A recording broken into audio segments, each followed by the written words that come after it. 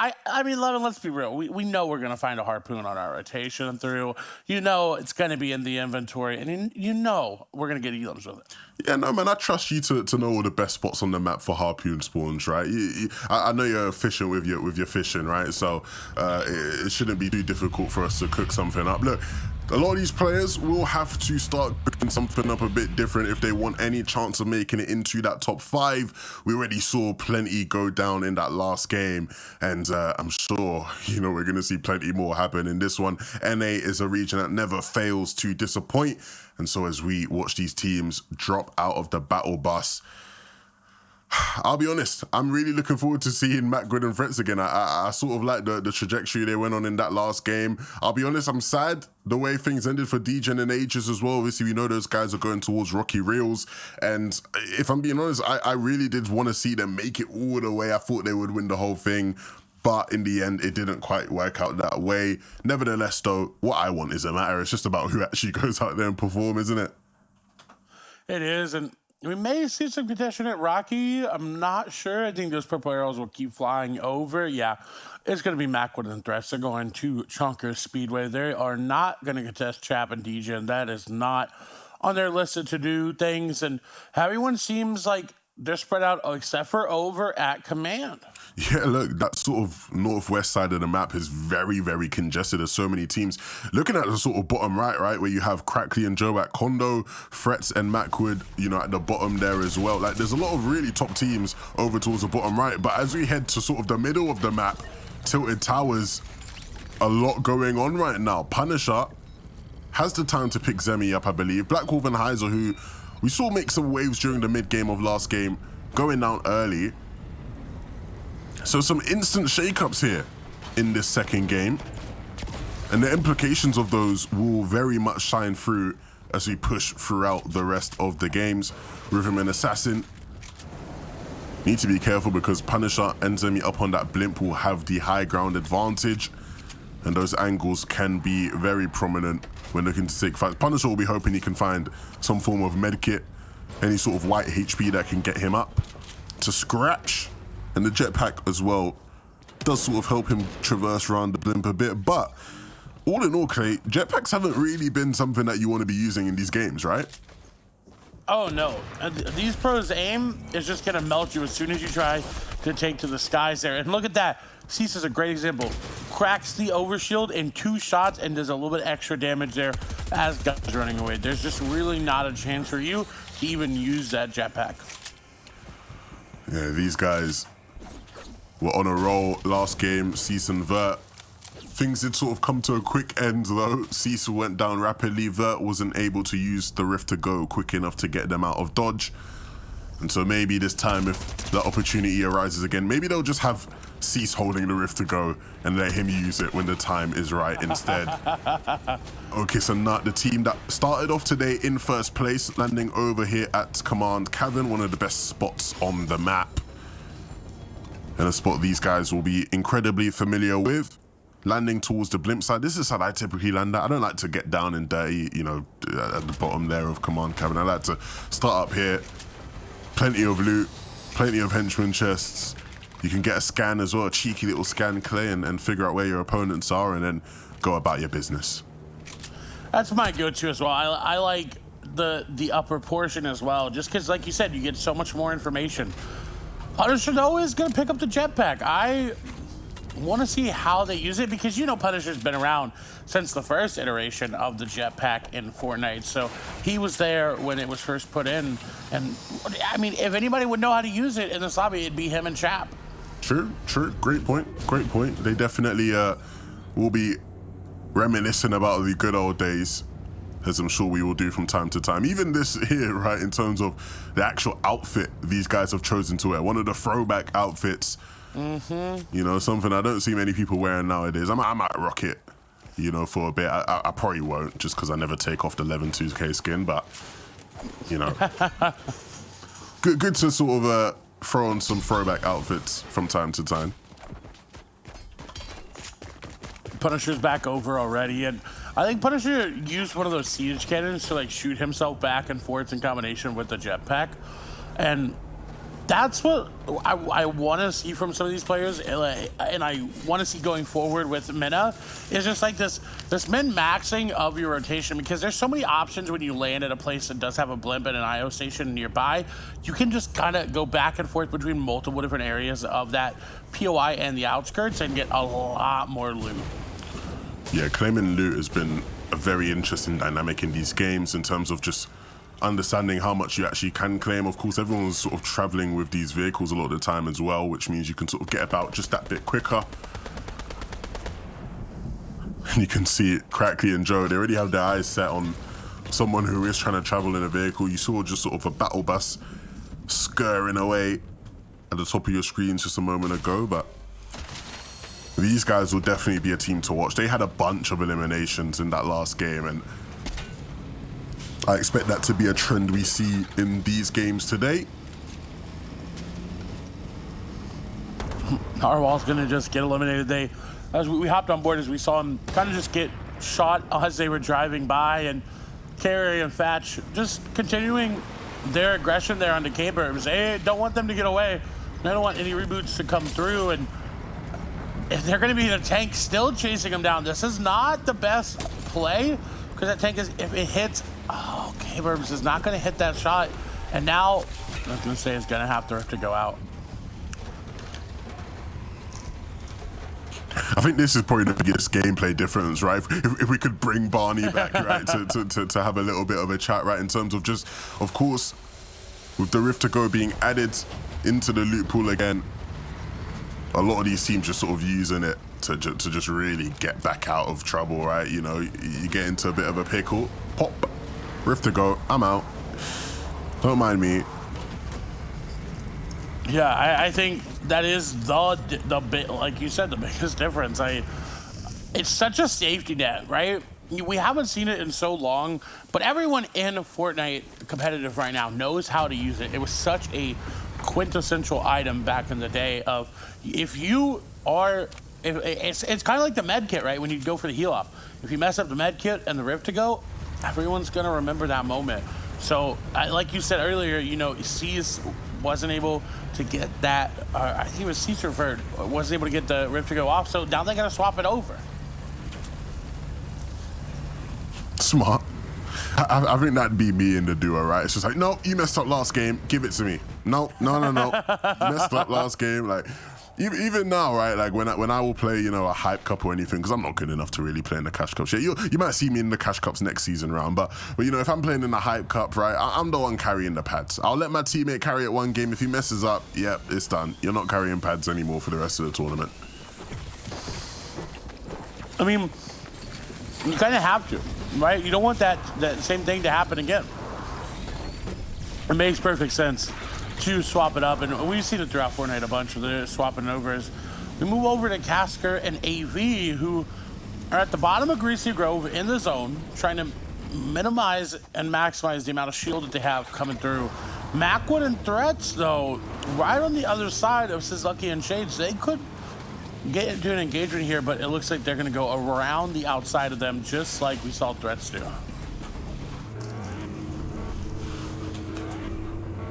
You know, I like these sort of dead side rotations from Threats and Macwood.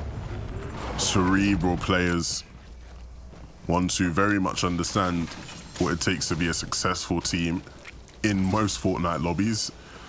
Now, to be fair to them, this lobby isn't most Fortnite lobbies, right? No build competition isn't something that's been around for a great deal of time. But if there were anybody I'd expect to be able to make that adaptation relatively quickly, it would be these guys. And it's good to see them chilling over by that battle bus. That will be a great deal of help moving forward. Lando and I couldn't see the name there. Up on that high ground, as we move over, it's gonna be Kevin. Have a great spot to keep just getting the elims if they continue to be aggressive like they are. But one of the problems that we notice and we're seeing is that some of these players don't know the angles of these tanks shooting. We saw it as that player was running from Sleepy and had to use that rift, right? You have to make sure that you have the angle right. So luckily for them, they realized, hey, we've got to angle downwards so that the both the gunner and the cannoner will be able to get shots on that, and that's Rogue Shark and Knight, who are trying to run away in that truck, but as I say, it's got to be one shot. That's one of the biggest fears in these games, right?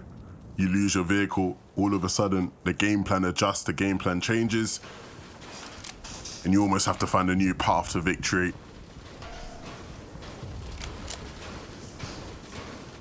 And where do they find a vehicle, right? Like, they've all got to be gone. Maybe there's a taxi right there that they could use.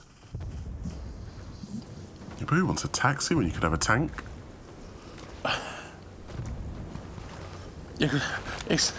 Exactly. That's definitely a quote right there. Who wants a taxi when you could have a tank? I mean, theirs looks...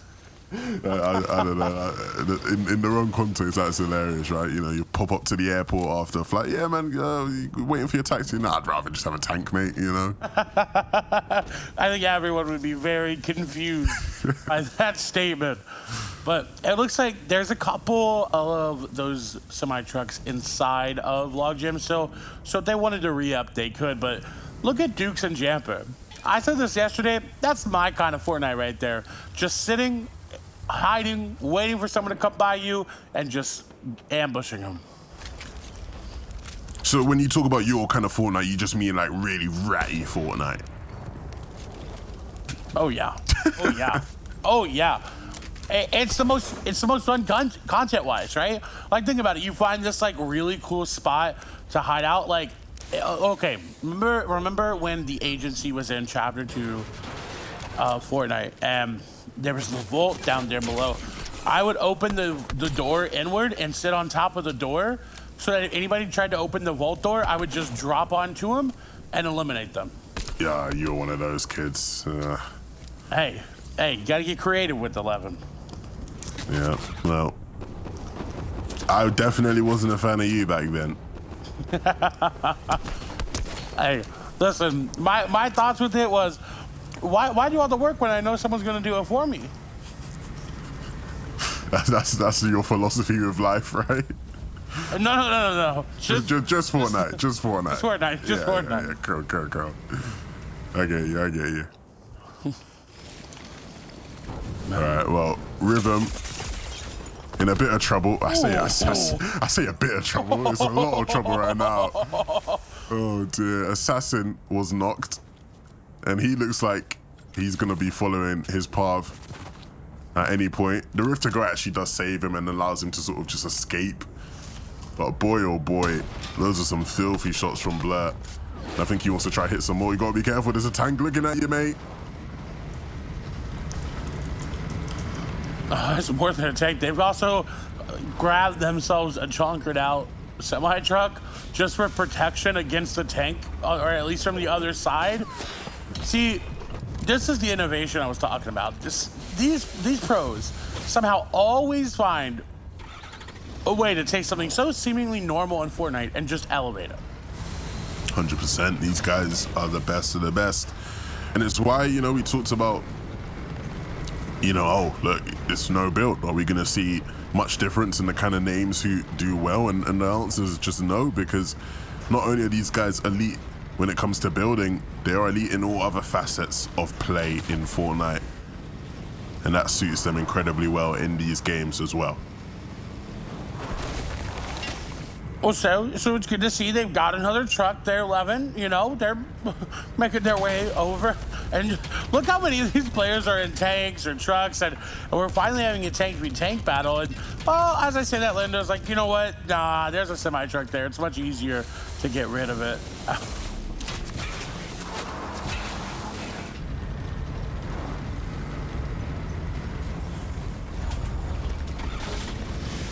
And this is interesting, dipping into the storm to pick up another vehicle to make use of.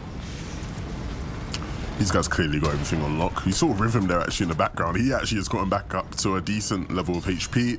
Of course, he will be playing as a solo, but nice to see him still in the game, kicking. Yeah, after he got beamed like that, I didn't think they'd be up at all.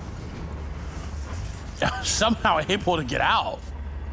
Yeah, that's that Rift to Go, man. That Rift to go is nice. Look, another game where we are heading to the northwest of the map to close things out.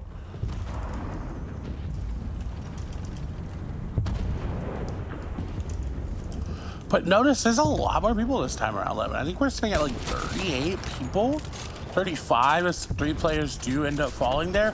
That's a lot for a no-build match. I mean, we haven't seen that one in a little bit. Everyone's seemingly finding a spot for themselves on the map, except for Dukes and Jamper there, as they're getting tagged up from multiple sides. Jamper will fall.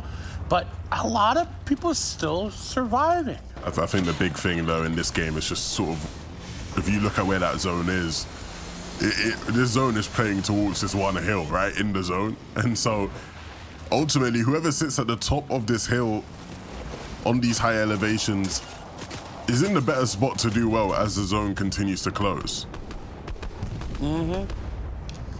Oh, but look at Punisher. They don't really have an option. They're in the same spot that Dukes and Jamper were in. They went to go grab the loot, and now they're going to be focused. And oh no, you know, Punisher's just going to get eliminated there. He shockwaved into the wrong bush. I bet you would have been shockwaving thinking, I'm going to be safe, get some time to heal. But no. Lando had something else to say about it. That's his first elimination in this game. We'll see if he can add to that tally as things move through. Thatch, not able to hit anything with the burst assault rifle there. Uncharacteristic of him, I'd say. They're just too used to using these tanks right now, 11. You know, they've relaxed a little bit. They're having fun, and so it's like, you know what? Let's just hop back in the tank and get some shots. As Jath and Kurt, they're kind of finding the same issue of they're hitting their shots on their tanks. Ooh, nice. This is just target practice for them right now. Yeah, it definitely seems like that. His logic is getting off of a Rift to go is. Did you just try Rift to go those two with him? He did Rift to go them. Gosh. I love that. I absolutely love that. The beauty of the Rift to go. You can just cause absolute chaos for your opponents while just staying incredibly calm and safe for yourself. That's nice.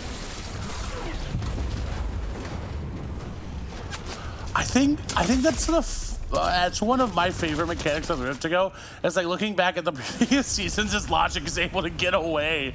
Is like your team would be prepping the Rift to go. You'd be there, middle, bottom layers. You're going. There's a team below you that you don't know is ready for that heal off, and you pop that Rift to go, and their entire game plan is ruined because of it. This is Lucky and Shades, unfortunately, getting it taken down by Rogue Shark and Knight, who went from having a very awkward situation now having 4 elims, and oh no, Rogue Shark threw one Cowcatcher too close to the other, and now they're just double spraying it. It's gonna break here soon. Yeah, Degen and Chat being the bane in Rogue Shark's side. And just as I was saying as well, in terms of the way the zone plays out, look at the zone. It is playing towards his hill, and you're seeing Degen make the play to claim it for herself. Ooh. What a play from Degen, a wonderful knock. And this is the power position. This is where they want to be. That team was sitting up there. They were looking comfy. Lando was looking so good. And in just a matter of seconds, they're out of the game. But now Degen and Chap, they get taken out. You see everybody playing towards the top of this hill. The shockwaves used to bounce people out. Degen will be knocked, and Chap now has to fend for himself. This is just what we love to see. All these teams vying to try and claim the top of this hill. It is literally king of the hill right now, and that will continue to play out in this zone. Rogue Shark goes down as well. He gets knocked. Blur hitting some key shots. Vert hitting some of his own as well. And he currently sits at top of the hill. Cease and Vert are kings of the hill, but can they be kings of the lobby as well? Can they close out the rest of it? Blur will be a thorn in their side. He's doing a great deal of damage to everybody else, but from this position, it just looks way too easy for them. They can just rain down on everybody else. Even with Vert's low HP, he has the time to just heal. Everybody else in the lobby that could be a threat is sitting right in front of their eyes, and it's gonna be a joy of a time. but they just need to make sure they don't choke this one out. This is theirs to win. Can they close it? Can they win it? Can they connect? Blur is making it just so difficult for them. They need to take this tank out as soon as they can, and they will. Blur will go down, and so Yoda just scurrying around trying to do anything he can. Clay, he's gonna hop into another tank, but I don't think that's gonna be enough. They think he's in it. He's trying to get, oh my goodness, can he just actually survive for as long as he possibly can? I don't think it will be enough. Yoda, you're gonna eventually have to get out and take the fight, take the shots. Can he do it? He can't. He will go down. Vert and Cease will win the game. Kings of the Hill and Kings of the Lobby